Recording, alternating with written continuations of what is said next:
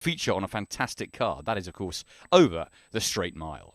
The rain coming down, making the going good soft at the start of the day for the Howden Handicap over a mile and a half. Tumesius Fox, a very impressive winner last time out at Kempton, sent off the 130 favourites. Commentary comes from Simon Holt.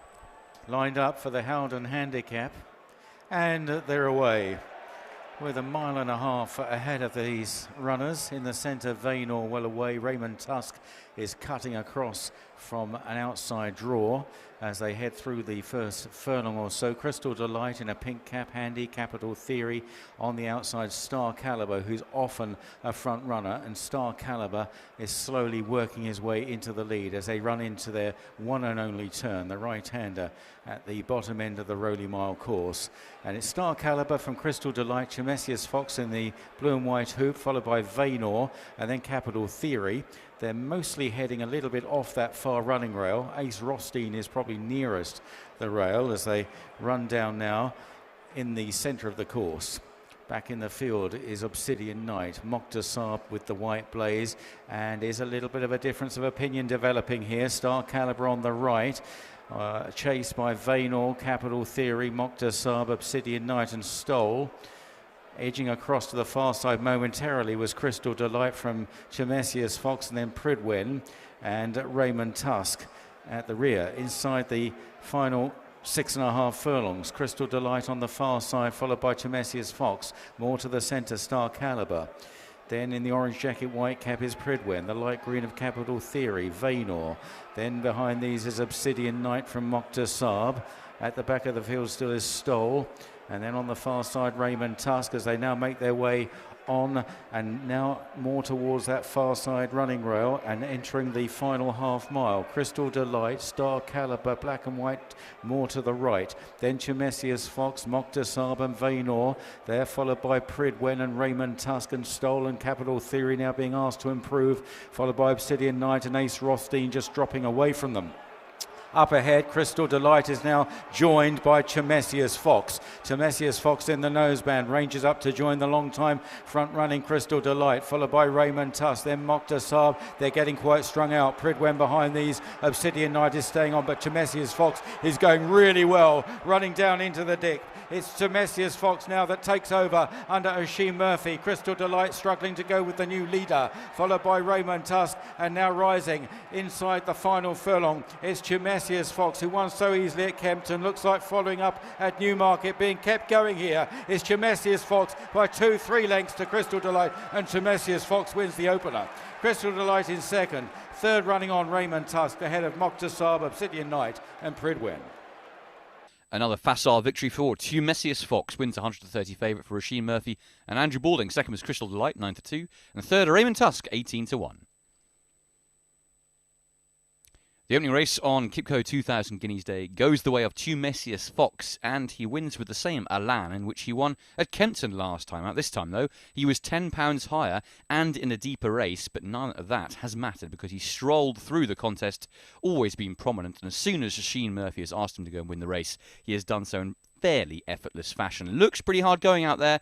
Plenty of horses strung out from an early stage, but Tumesius Fox conditions have played to his strengths, and he looks a very improved performer after that gelding operation. Oisin, well done. Looks a progressive horse. Yeah, we're thrilled with him. Delighted to ride in King Power colours on the big day and come back into the winners' enclosure. It's my first winner at Newmarket since I've been back. It took me a while, so thrilled. Thanks to Andrew and everyone at Parkhouse. Was that sort of bugging you a little bit? Absolutely, yeah. It's a very important race course with so many, stallion-making races and pattern races, and I hadn't been able to get on the score sheet. There was a difference of opinion where to, not a big one, but where to race it in the straight. Do you think there will be a preference far side on the straight course or not? No, Going Stick says we should be up the centre. I ended up far side because I needed to get cover behind something, and the only horse I could get perfect cover off was Jim Crowley, so I had to go over there. Okay, and Guineas-wise, you sort of answered my question as to where you think they might race. What about your chance on High Royal? Horse is outsider of the field, but it's lovely to be part of this race. He's done nothing wrong so far in his career, and I think it's a very special race. So let's see who wins. Well done on a winner back here. Thank you. The 215 is the Howden British EBF Ellen Challoner Stakes, also known as the Kilvington, a listed contest over 6 furlongs. 2 joint favourites here, the well-backed Heredia and Azure Blue, sent off 7-2. And they're off. Heredia was just a little bit slow from the stalls for this Howden British EBF Ellen Challoner Stakes. Quickly into stride, Princess Shabnam in the red sleeves. Kate Moss is handy. Gale Force Mayor in red and yellow wearing a noseband. Spring Feeding on the far side. They are tracked then by MAKAROVA in that group with Azure Blue, Heredia and PERDIKA racing apart reclusively. Are both Queen Ollie and KIMNGRACE on the stand side, the right-hand side of your picture. Meanwhile, Princess Shabnam cuts out the pace down the centre, more or less down the centre, from Kate Moss and Gale Force Mayor. Then MAKAROVA and Azure Blue is within 2.5, 3 lengths of the lead, followed by Spring Feeling driven along now. Then PERDIKA and Heredia at the back of the group. Queen Ollie is flat to the boards on the right. KIMNGRACE also needs to find something as they head now towards the final furlong and a half. MAKAROVA in the light blue coming through with Azure Blue. Azure Blue and MAKAROVA. Princess Shabnam far side. Kate Moss battling on as they now meet the rising ground. It's just Azure Blue. Kate Moss still rallying on the near side. PERDIKA with Heredia, but up to the line it's Azure Blue again at Newmarket. Heredia closing well in second. PERDIKA on the near side of Kate Moss. Those two fighting it out for third. Azure Blue continues her fine run at Newmarket and wins 7-2 joint favourite for Paul Moran and Michael Dodd. Second is Heredia, 7-2 joint favourite. Third PERDIKA at 8-1. A good performance this from Azure Blue. Conditions continue to get worse as the rain comes down, but she's strolled through the ground, has Azure Blue.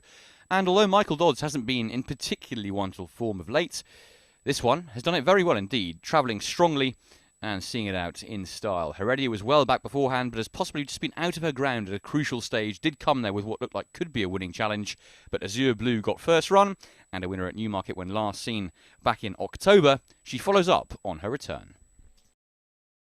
Well, Paul, she won easy. Yeah, no, very easy. I was always in a nice rhythm. She broke very well. Sometimes she can miss it, but I think she's really grown up over the winter. She's over 500 kilos now. Everything went very smooth. If anything, I was just worried about getting there too soon, and I probably did end up getting there a little bit too soon. It's quite testing out there, and you've got the hill finish. She's taking a good blow with me as well, so I'm sure there'll be plenty of improvement in her. So has it got? It's got in the rain. Yeah, I would call it soft ground. It rode that way to me. I mean, it's not stopped coming down, has it? Now the last couple of hours, but they're getting through it. It's wet, so they're getting through it well. I mean, you can see a bit of mud in your face, but they're definitely kicking a good bit of the top off, aren't they? Well, she got through it well anyway. She did. Did you expect her to do that to the other Dodds filly? I'll be honest with you, I've always thought the world of this filly from day one, and from the middle of last year, all she's done is improve and improve and improve. And you see, looking at her today, she looks like a colt. She's put a lot of weight on over the winter. Her work's been nice. Obviously, it's her first run of the year. You never know what, they're going to be fully wound up. Fillies as well, you can't do too much with them at home. But no, she's the real deal, yeah. What are you expecting from Apollo 1 today? It's his first run for a while, but I know connections are very hopeful. They tell me he's bouncing, he's in good nick, so hopefully we can get a double up, Tom. Fingers crossed. You've got the Mulren and Treble here today with Scarlett and Adele here. Who drove down? I got a lift with Joe Fanning. He gave me a lift down. I brought the full clan down here. I actually just seen some old friends there I haven't seen for 25 years ago. I started working with them at Brian Meehan's. So yeah, it's great. It's great to be down here, just getting a ride on a great weekend's racing like this, but to ride a winner here on Guineas Day, yeah, it's brilliant. Well done, Paul. Thank you. Cheers. Bye-bye.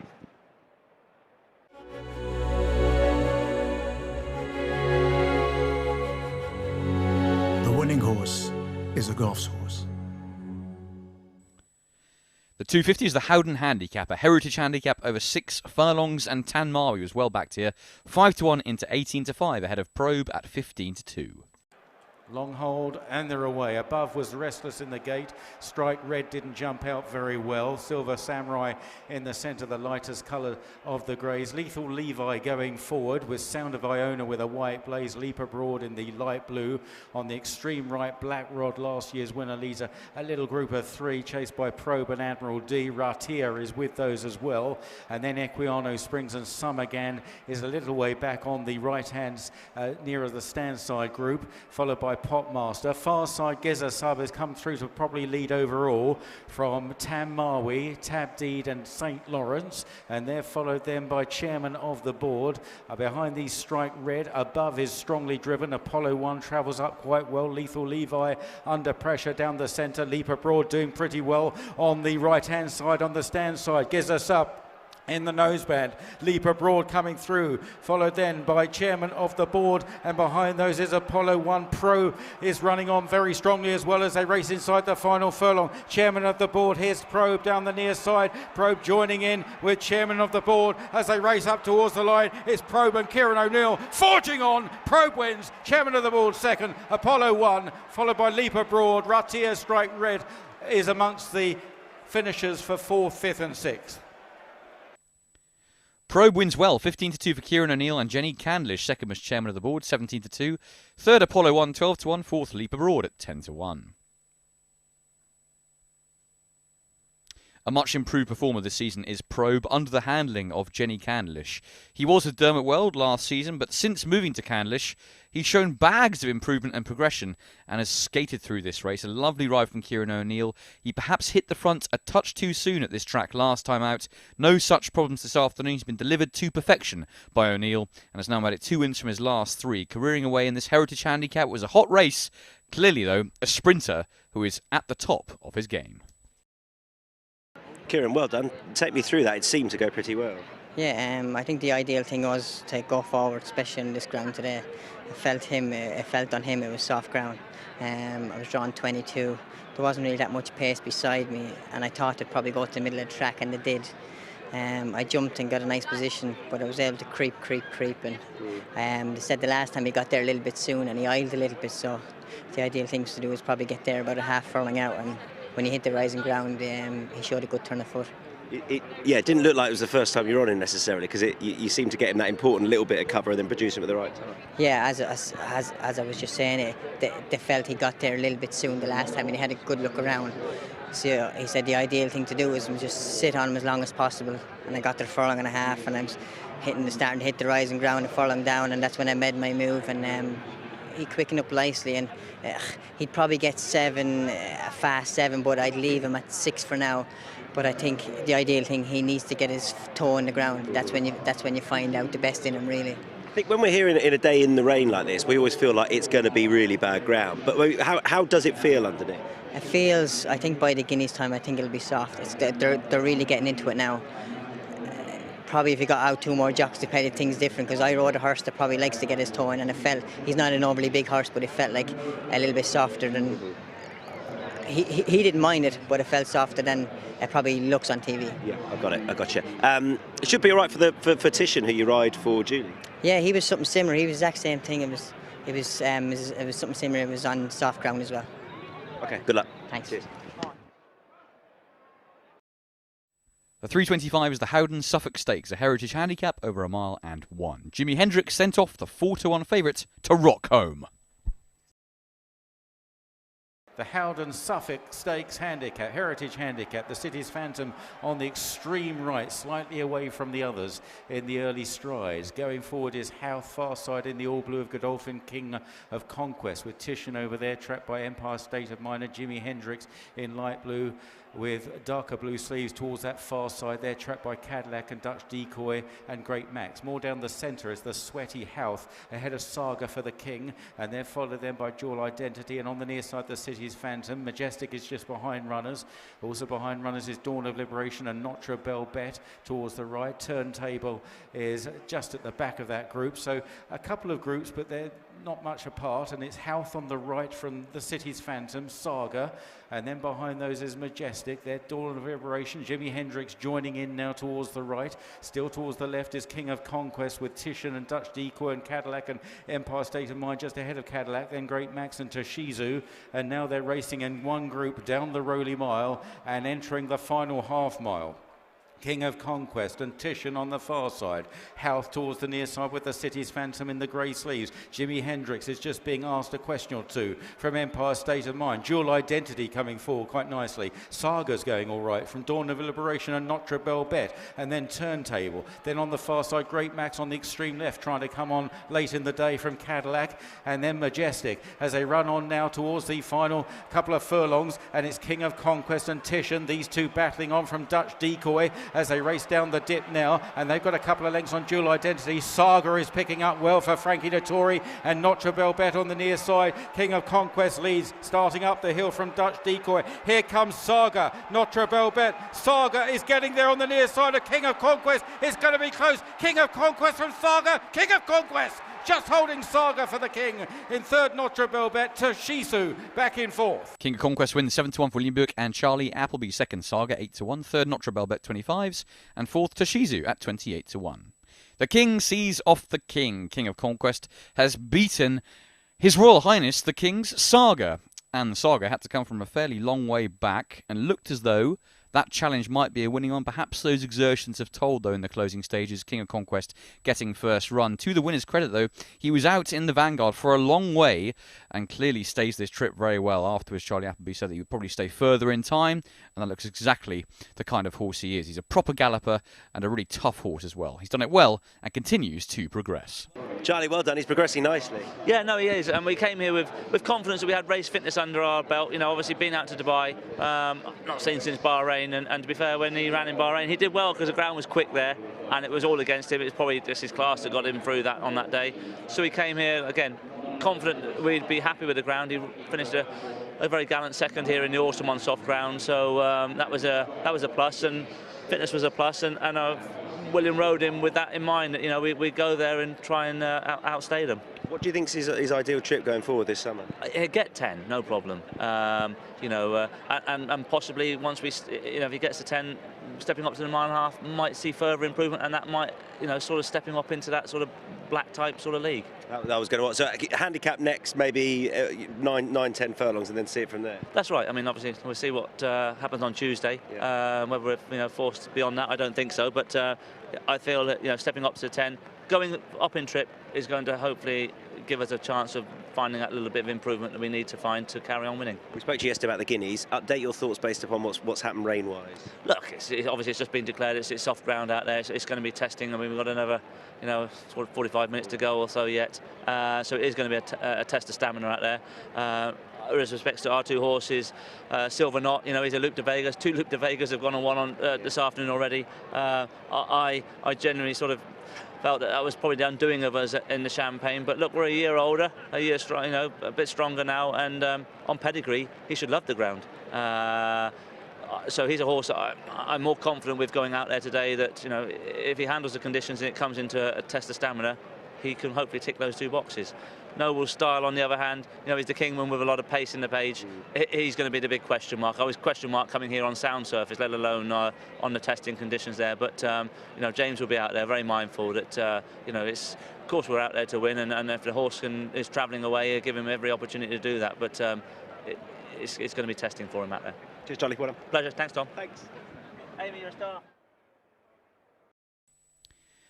As you can see from Charlie Appleby's umbrella, a deluge of rain has changed the going. It was good to soft, now soft ground as it comes teeming down ahead of this 4 o'clock Howden Palace House Stakes, Group 3 of the 5 furlongs, and Twilight Calls sent off the 11-4 favourites in a cracking renewal. They're all set. Living the Dream from stall 16. Could be very quick away. He is. Living the Dream fast out from Existent. Chased by RAASEL on the right as well. Chipstead in the firing line on the right with Tis Marvellous and Get Ahead, and then VADREAM. And at the back of those is Corker. On the far side, splitting into 2 groups, it's MANACCAN that leads to Silky Wilkie.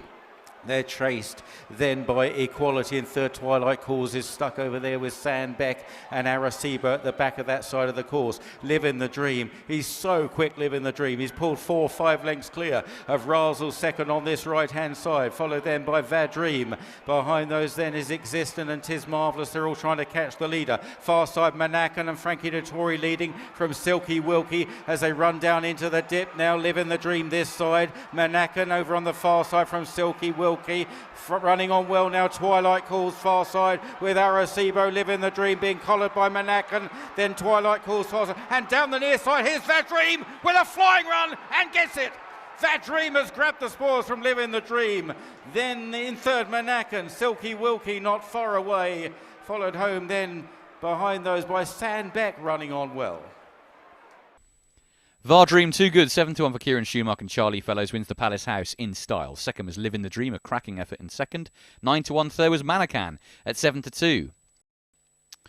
VADREAM has come home in front here, travelled very strongly behind a really strong pace, set by Living the Dream, who's careered along like a cannonball from the front and has just got a little bit tired in the closing stages, but to his credit, he has boxed on when they have come to challenge him. Those drawn high, it's where you want to be, really. As you can see, MANACCAN in the yellow has finished third and had to come all the way across from that far side to the near side to have any kind of a chance. VADREAM, though, up the stand side, too good. Kieran, well done. She's top mare, isn't she?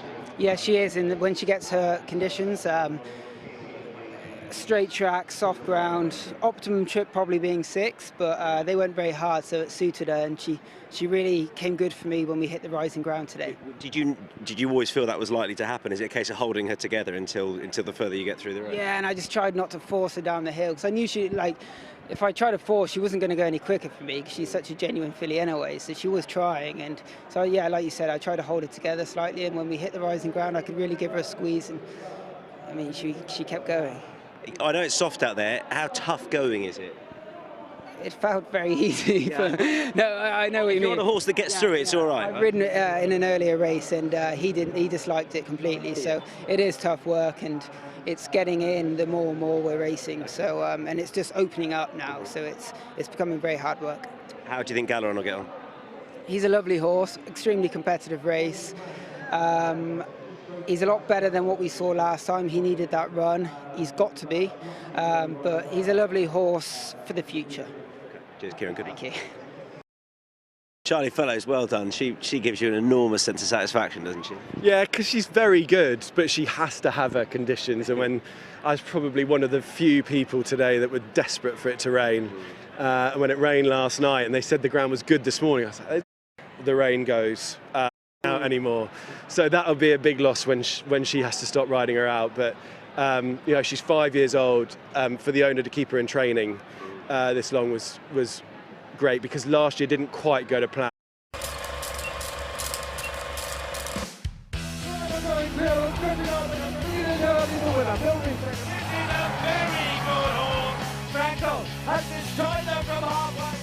It's Augusta Rodan making the step up. Little Big Bear of the Kingland Phoenix. Chaldean's won the Chazz. Zach here is scooting clear for trainer Roger Varian. Silver not just in front on the autumn stakes. Indestructible wins the Craven. The 440 is the Kipco 2000 Guinea Stakes, Group 1 over a mile. The first classic of the season. Plenty of eyes on Auguste Rodin, 13-8. The rain surely in his favour, but Chaldean there at 7-2, backed in from 5-1, second favourite. And they're off for the Kipco 2000 Guineas. Away well Dubai Mile in the centre. High Royal Nose Bandit. Chaldean on the far side with Flight Plan, and they're chased by Noble Style. Towards this near side, Silver Not very handy in the blue-white cap. On the near side, Little Big Bear, along with Royal Scotsman. Then Indestructible. Auguste Rodin is just towards the rear. It got a bit tight there with Royal Scotsman. Charon is pulling hard. Sakir is anchored at the back of the field. It's just High Royal that leads the way to Chaldean and Dubai Mile. Far side on the left, Flight Plan, along with Noble Style. Towards the right is Little Big Bear, tracked by stable companion Auguste Rodin. On the extreme right is Charon. Royal Scotsman hasn't really settled, probably hasn't had the best of runs. Then Indestructible held up today, along with Holloway Boy, Galeron, and Sakir is still at the back of the field. Hurtling then down the Roly Mile, they're inside the halfway stage, heading for the 3 furlong marker. And it's High Royal from Dubai Mile, Chaldean far side, Silver Knot with every chance. Then Little Big Bear, August Rodan now being asked to improve, one from the right by Ryan Moore in the blue and orange jacket. On the far side, trying to run on his noble style. High Royal wandering in front there from Chaldean. Chaldean with every chance. Royal Scotsman now coming through well on the stand side with Sakia, the favourite well beaten, both the O'Brien horses well beaten. They run into the dip. Chaldean far side, High Royal just can't run straight. Then behind those Royal Scotsman and Noble Style and Dubai Mile. Chaldean on the far side, out in front, the Dewhurst winner in the hands of Frankie Dettori in his final season, and he wins another Guineas. Chaldean wins it from High Royal, then Royal Scotsman, tied for fourth Gateron, together with Dubai Mile. And one other, also Noble Style on the far side. Chaldean wins the Kipco 2,000 Guineas. Chaldean does it, 7-2 for Frankie Dettori and Andrew Balding. Second was High Royal, 125-1, and third Royal Scotsman at 11-1. Plenty to unpick in a Kipco 2000 Guineas that had so many stories behind it, most notably possibly the fact that Auguste Renard and Little Big Bear, both of Aidan O'Brien's contenders, were disappointing, beaten quite a long way from home. And High Royal, the 125-1 shot, has run an absolute blinder, almost nicking it from the front. But on the far side, in the pink cap, there is Frankie Dettori in his final season as a rider, coming home so strongly aboard the Dewhurst winner Chaldean to pick up the pieces and win going away. A fine staying performance. Royal Scotsman's also run very well in third, keeping on dourly, but not quite as doubtily as Chaldean, who's done it very well to land the Kipco 2000 Guineas. Kipco 2000 Guineas for this man to my right, Andrew Balding. Huge congratulations. How are you feeling? I'm hoping someone else had been riding that horse. It's the logical step. I think he's had a hard enough race today, so he's in the Irish Guineas, but to me, I'd rather sort of wait for Ascot, but it's something we've got to discuss with the Chavmont team. Well, yeah, now my son's here, my wife's watching at home. Yeah, I mean,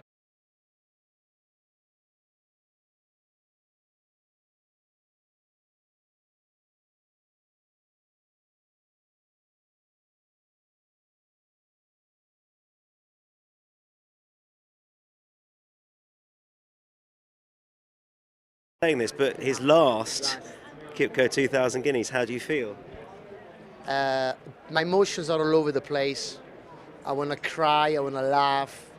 It doesn't feel real. I don't know if I'm dreaming or, it's my last year to win a classic. I mean, to win a classic any time in your life is great. To win on my last year is phenomenal. My home crowd, my son's here, my wife's watching at home. Yeah, I mean, what can I say? Where do you start? I've had the chance to really soak it all up, but yeah, now it's there, done. Did it feel different knowing that obviously this is the last? Did it feel different, everything down at the start, your last ride in the Guineas, or did it just feel like normal? Funny enough, I felt very relaxed. I don't know, because maybe I don't have to worry anymore, then this is my last season, or maybe because I've done it so many times, or I know, maybe because I'm in a happy place. So I really don't know, but I was very chilled. It was always with a chance, so I should have been a bag of nerves, but I was very chilled, and yeah, it just happened. When I got to the top of the hill, I thought I might just finish a good second here, but then once I got rid of the O'Sheen, I was able to really think. It was all coming down on me saying, is this really happening, right? And it was mad, really, absolutely mad. The sensation that I got is like, yeah, really bizarre. I can say that. Were you? So you say you might just finish second. I mean, at what point did you think we've got this? And I mean, he looked to hit the line pretty hard. Yeah, well, once I got to the bottom of the dip, and he started to quicken it up, I thought that's it. I was able to really enjoy it because I knew I won. So it was like up to that moment I was having a good fight with O'Sheen. And but anyway, it happened. And on that ground, you put him in the race from the gates, really.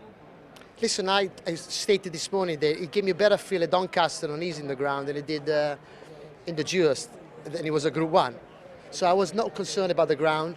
I mean, old Cracksman, he loved the soft ground, and a lot of Frankers do like a bit of cut in the ground. So when it started raining, it didn't bother me. The only concern when it does rain is going to test his stamina a bit more. But he showed to everyone today that he's got no stamina problems. It's funny, isn't it? You go back. Obviously, the trial it was a disaster, and now you come here and you win a Guineas. So it's just, listen, each race is different. The highs and lows of racing. Absolutely. That's shamelessly I rang Andrew Baldwin. I said, "Can I please come and sit on him before the Guineas, because I didn't get much of a feel first time." Yeah, it's one of those freaky accidents. Today's what matters, and we got the job done. Well done to all the Andrew Baldwin team and John Mont and everybody else then being part of this. You know, it's a real a moment to be in the winners' enclosure for that flying dismount. I mean, the crowd, everyone here, that won't be lost on them. Yeah. I mean, even despite the weather, we had a good turnout at the winners' enclosure, and yeah, it was a special moment. And there we were thinking you might be in Kentucky today, but you're here. Yeah, you're right. And I said all along, if I had a good Kentucky Derby horse, I would have rolled the dice, but it would have took a good one to take me off Chaldin. We're glad you're here. Well done. A kiss to the camera from Frankie as the 5:15 approaches Howden Insurance Handicap. Over 6 furlongs, Ferris sent off the 2-1 favourite.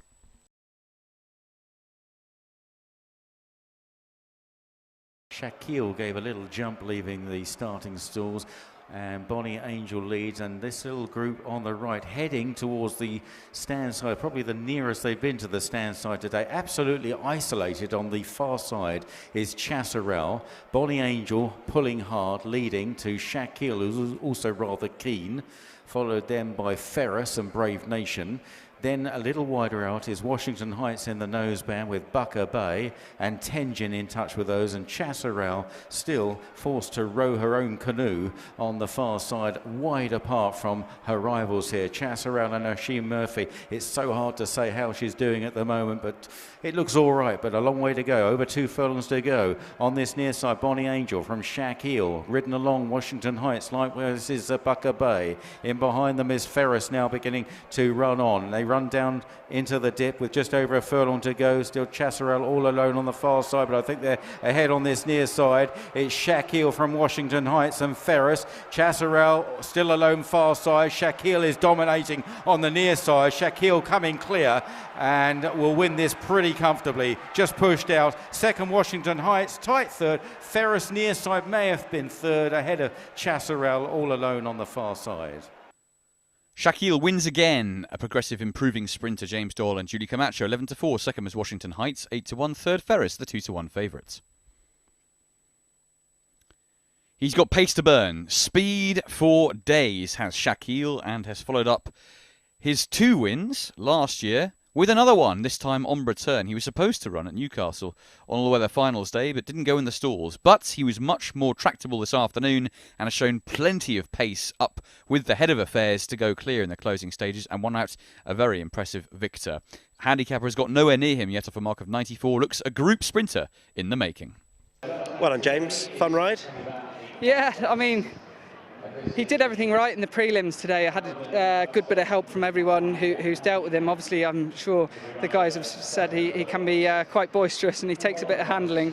But I had all the right advice. Graham Lee's done a fabulous job with him in the past, and I had a good chat with him on the phone. He filled me in on everything. So, yeah, the prelims went perfect. Just the early part of the race, Clive Cox's runner kind of kicked forward and came across me, obviously making a beeline for this stands rail, and it just had me in a bit of a tricky position because I was just on his quarters, and it just meant I was fighting him rather than just kind of dropping my hands on his neck and being kind of neutral on him. So I thought he did pretty well. Not many horses can tank for 4 furlongs and show a good kick out the other side of it and hit the line pretty strong. So he has to be held in fairly high regard. Yeah, Julie was saying that they feel like if he could calm down early, he could get 7, but I mean, probably not if he's going to do that early. Yeah, I mean, the way he galloped out after the line would suggest that 7 furlongs will be fine, but as we know, it's slightly, although only another furlong can be run a stride slower, and yeah, if he was the way he was today, it would prove a little bit difficult, but